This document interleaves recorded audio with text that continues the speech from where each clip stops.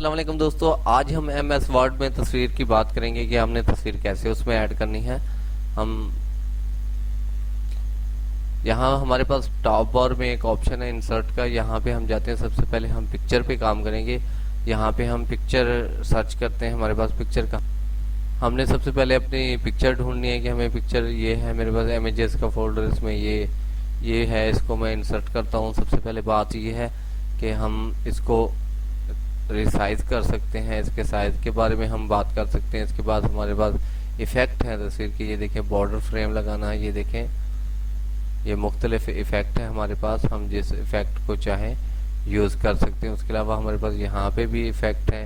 ये देखें आप, फ्रेम्स वगैरह जिसको हम कहते हैं, ये देखें। और ये देखें आप, और बहुत से इफेक्ट हैं, आप जिस पे चाहें काम कर सकते हैं और इसको रिसाइज कर सकते हैं। सबसे बड़ी बात ये है कि आप इसको रिसाइज कर सकते हैं। और दूसरी बात है, यहाँ इसके बारे में आप कुछ टेक्स्ट लिख सकते हैं कि जैसे माई पिक्स, कुछ भी आप इसके बारे में अप डाउन यहाँ पे जहाँ चाहें आप इसके बारे में लिख सकते हैं। Thank you for watching my video. Allah Hafiz.